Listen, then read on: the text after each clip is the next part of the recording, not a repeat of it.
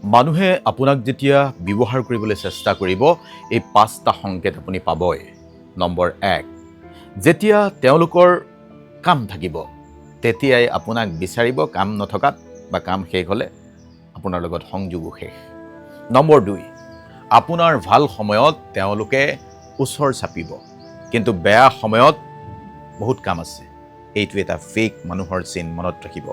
Number 3, তেওঁলোকে সদায় guilt feel কৰাব, তুমি সলনি হৈ গ'লা, তুমি আজিকালি পাত্তা নিদিয়া হ'লা, এই ধৰণৰ কথা ক'ব, কাৰণ আপুনি নিজৰ মূল্য বুজিবলৈ যেতিয়া আৰম্ভ কৰিব।